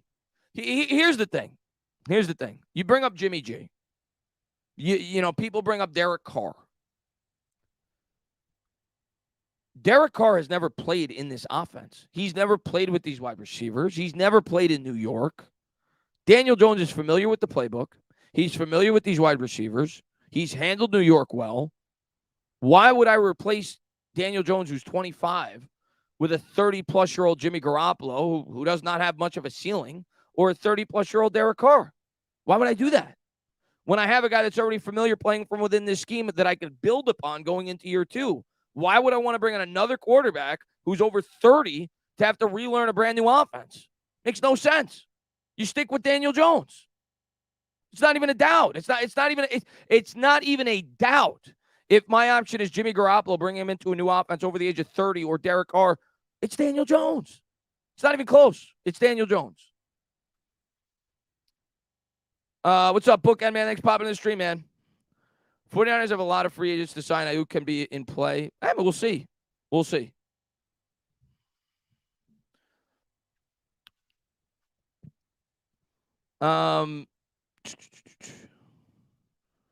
You don't take just anyone and stick in New York to be a quarterback. Well, yeah, for sure. Yeah, well, that's what I was alluding to, Survivor. He knows the playbook. He's familiar from within the offense. Garoppolo to the Jets makes a lot of sense. I agree. But now you're hearing rumors about Rodgers to the Jets, which is so Jets-like, by the way. How Jets-like is that? And you know it's going to crash and burn. Like, if the Jets – how old is Aaron Rodgers now? Like 40? Have the Jets not been down this road before? They traded for Brett Favre. How did that work out? Let's go and get another Green Bay Packer quarterback who's 40 years old and trade for him and take on the salary. Like, what are they doing? I don't get it. I don't like that move for the Jets if they do it. I don't like the Aaron Rodgers idea for the Jets. Maybe, he'll make them better, but they're not going to be a Super Bowl contender with Aaron Rodgers. I don't like that move for the Jets. Let's see what we got. Jones is a higher ceiling than Wilt Chamberlain's living room.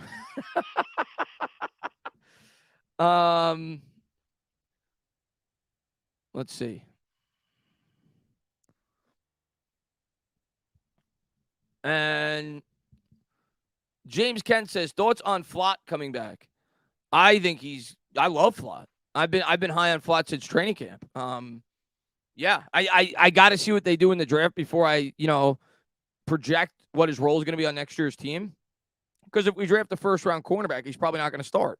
I mean, maybe in the slot, but he's probably not going to start on the outside. So I got to see what we do in the draft before I could, project what his role is going to be on next year's team. But I definitely think he's going to have a bigger role for sure. And if Flott could put on some muscle, because that's what you worry about. Can he hold up, against an NFL wide receiver, for 65-plus snaps, right? The guy's very undersized in terms of his weight, right? I think he's like 165. So I think he's got to put on at least 15, 20 pounds of muscle. But if he's able to do that, I think he's got all the raw physical talent. And people forget he was only 20 when we drafted him. So I'm a fan of Flott. I got to see what we do in the draft before I could say, yeah, he's going to be a starting corner for this team next year. Yeah, Flott could replace Holmes. You got him, and you also got Aaron Robinson, who I don't want people to forget about. I know he got hurt this year, but I always thought that Aaron Robinson, and I think that's what we drafted him for, was best suited in the slot. And I think he's really well equipped to play in this type of defensive scheme.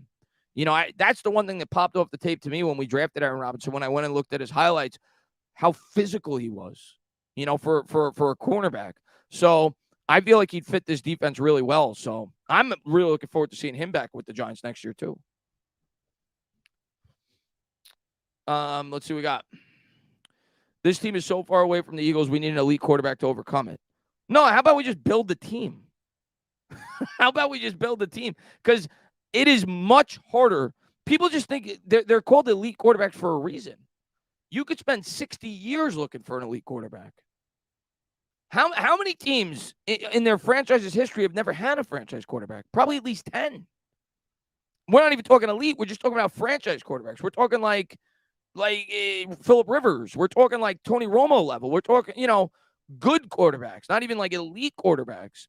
There's probably been 10 to 12 franchises that have never even had that. People just think like you snap your fingers. Oh, let's just get an elite quarterback. We're picking 25th in the draft.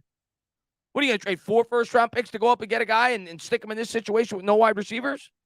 No, let's build up the team.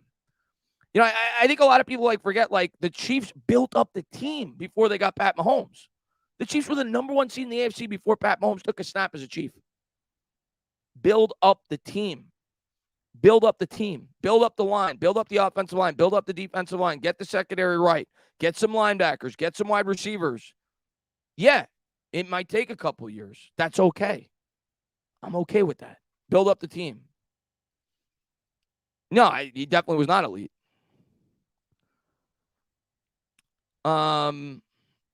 Let's see.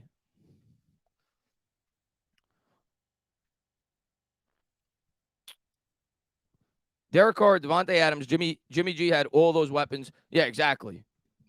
You think Purdy's like an elite quarterback? No, he's in the same situation Garoppolo was, and he looks really good. Our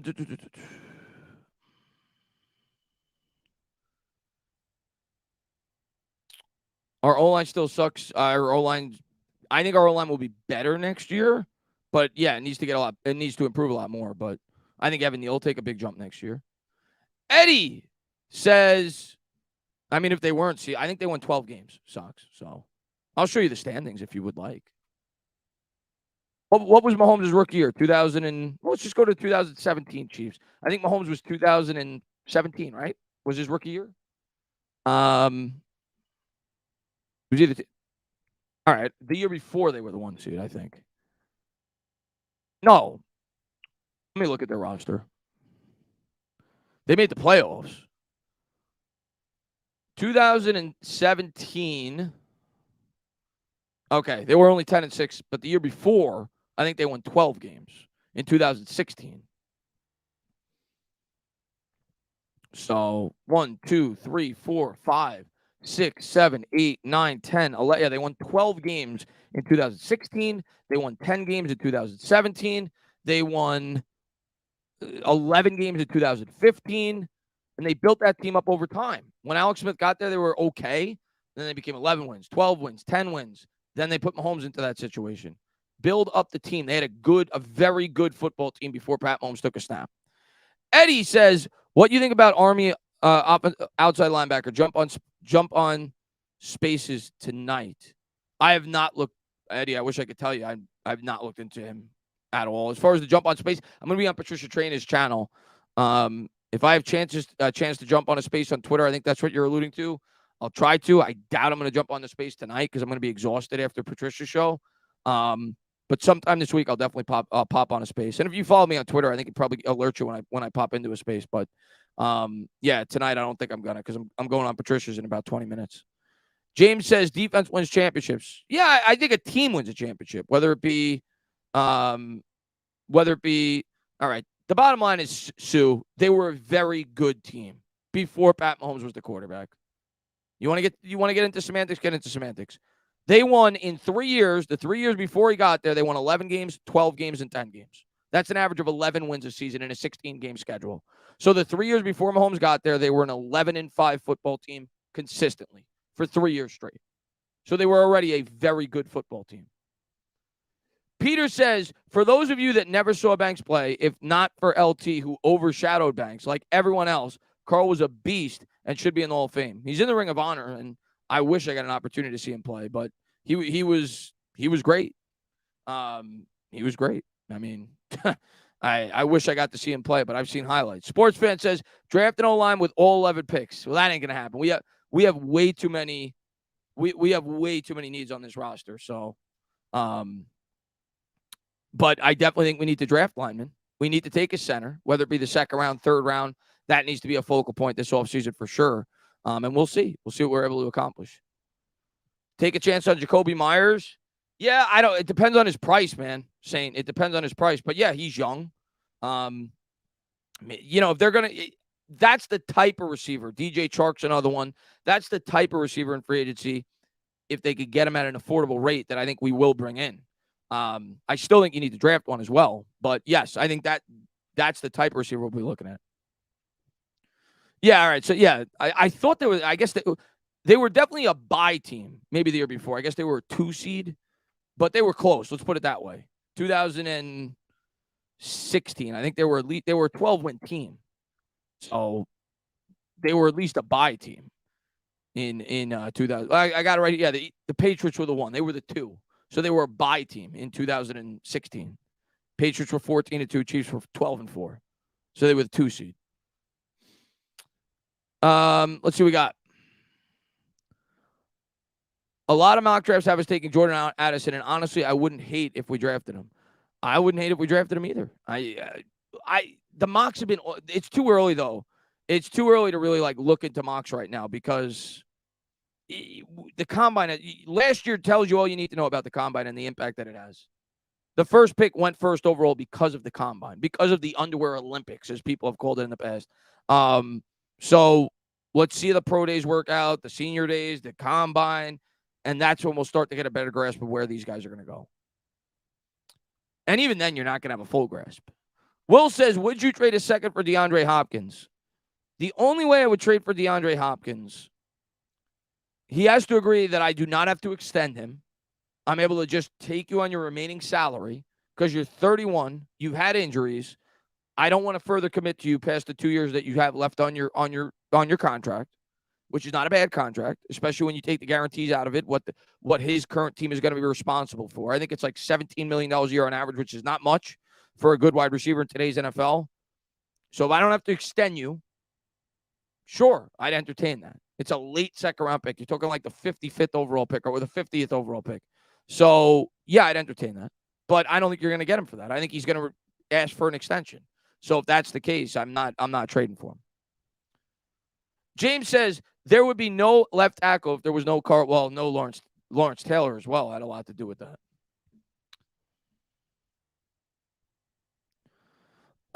We need patience, Giants fans, but we sure are in for some amazing years with Shane and Dable. Listen, it's a process, and it's going to be fun. For me, it's going to be fun as long as the process. We're going to have some bumps in the road. It's not going to just be picture perfect, but I think we got the coach. We have a coach that can get the most out of his players. So I think this team will always be competitive as long as he's the head coach. I mean, who knows? More challenging schedule next year. Maybe we win 7 or 8 games. I don't know. I could tell you that I think this team is definitely trending down the right path. Yes, I have seen. Again, you have injury concerns there, but yes, I have watched him. Very talented receiver out of Ohio State. I want to win the division next year. I mean, we all want to win the division next year. It's going to be challenging. I mean, James, I think if you're being honest with yourself, you saw the the difference between the Eagles and the Giants. And that is not something that I'm not saying we can't overcome that. Next year's probably pushing it. I mean, they have a much more advanced offensive line. They have a much more advanced wide receiving core. They have a much more advanced defensive line. So we got to catch up, and we might not be able to catch up in 1 year. In 2 years, especially after they pay Hurts, which I think they're going to do, maybe you start to catch up. But I think it's gonna probably take 2 more years before we can, and we got to draft well. Let's see. I really want Tremaine Edmonds. I think we all want Tremaine Edmonds. If the price is right, I think we all want Tremaine Edmonds.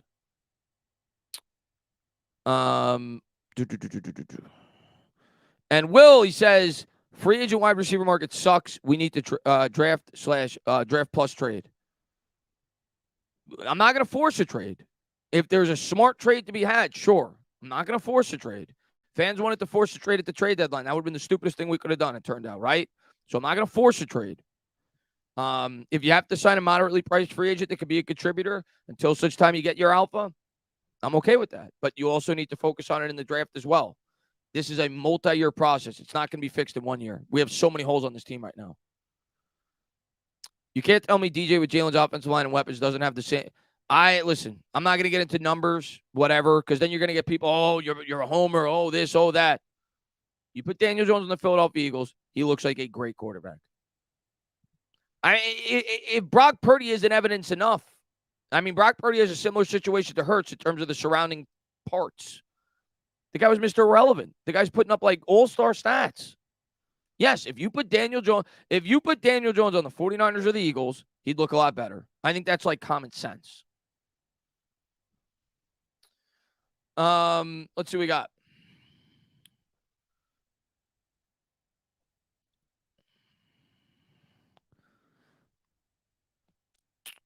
Let's see. Top defense and offense, Jones. What's up, Bookend, man? Thanks for popping in. Yeah, Carl was on for the first half hour, Gideon, 35 minutes. So from 6 to 6:35. He had a tight schedule. He couldn't hang out the whole stream. So I figured I'd hang out with you guys for a bit after, talk to you guys, recap the interview. But you could go back and watch it. You can still watch it. It's still going to be here, Gideon. His dog barked. But it was a really fun interview. Sean says, favorite game from this year. I mean, I got to go with the Vikings game, the playoff game. That's what I got to go with. I mean, it's our first playoff win since 2012. But, I mean, there were so many great games. I mean, beating the Titans week 1 with the 2-point conversion, beating the Washington Commanders on Sunday Night Football in a must-win game, beating the Ravens, beating the Packers in London. So there was a lot of really good games this year. But I got to go with the playoff game. Destroying the Colts, that was nice to see us finally beat a team by 28 points. But I got to go with the playoff game.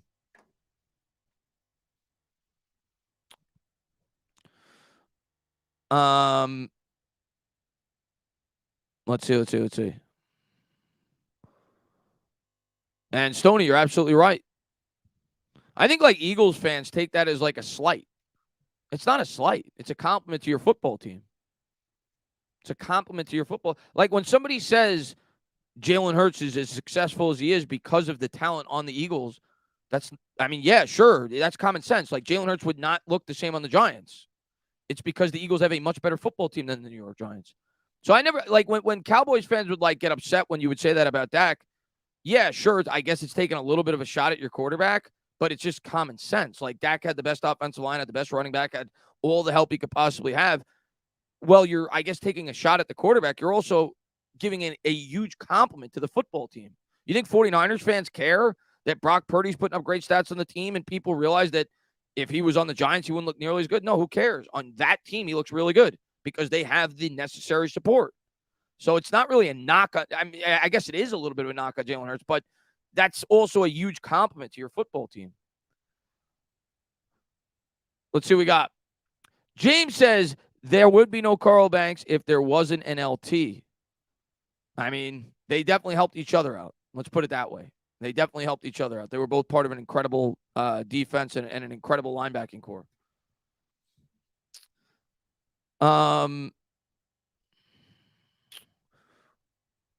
Who do you think will be in the Super Bowl this year? I mean, listen, Carl definitely thinks the Eagles, and the way they looked against us, I can't blame him. I'm going to go with who I picked at the beginning of the year before we played a single preseason game. I got to stick with it. They're still in it.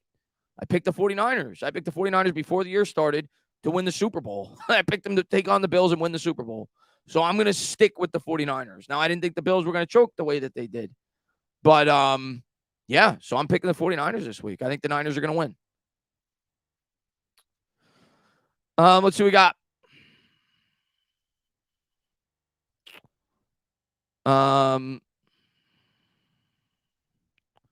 Yeah, he was on for the first 35 minutes, Noah.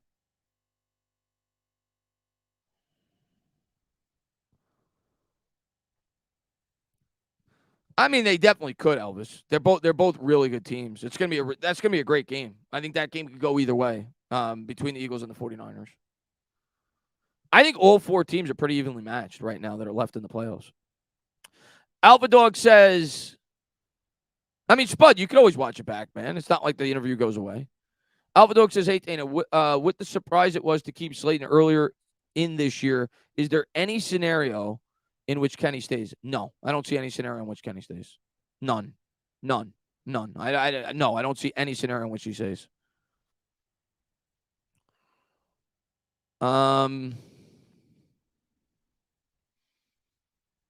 What's the likelihood I don't think Bredeson's going to be a long-term guard.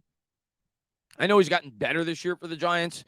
I don't think he's going to be the long-term guard. And I hope he is. I hope he continues to improve and he becomes that. Azudu, you got to figure there's a chance. I mean, we took him in the third round, early third round, right? I think it was. Well, I think we had 2 third-round picks, right? Flott and Azudu. I think Azudu was our first third-round pick. So you got to figure this regime has faith in him that he could grow into something. So I think Azudu, there's definitely a chance could become a starter for this team long-term. I don't think Bredesen will be a long-term starter. Katreek, man, thank you so much, man, for the 99-cent super sticker with the wink, man. I appreciate it.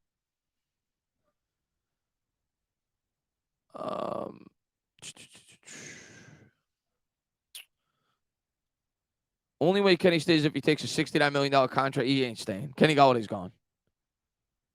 We're not getting. Of course we should. It's not going to happen. Why would the 49? I hope I'm wrong. I pray I'm wrong. Because Brandon Ayuk just seems to be like the popular name amongst everybody. I would love Brandon Ayuk.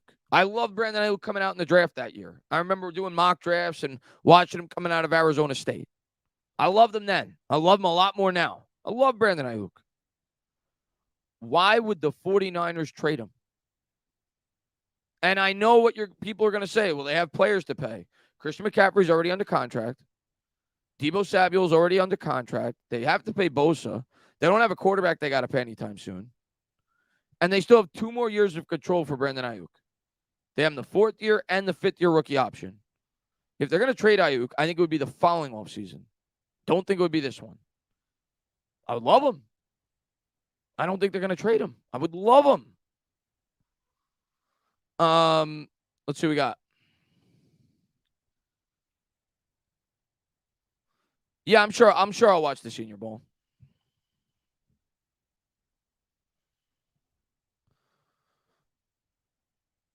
I was surprised when Carl Banks compared KT to LT Carl. Yeah, I think he was just talking about it from like a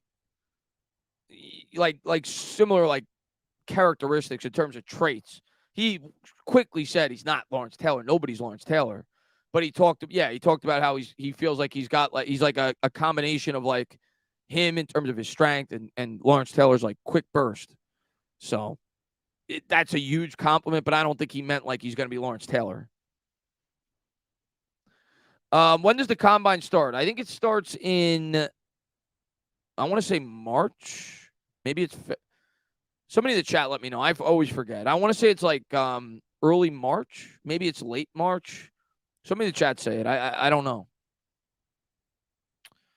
No, I'm not gonna be able to go to the Senior Bowl. I wish I could. Late February. Okay, so it's late February. That's when yeah, I thought it was early March, so late February.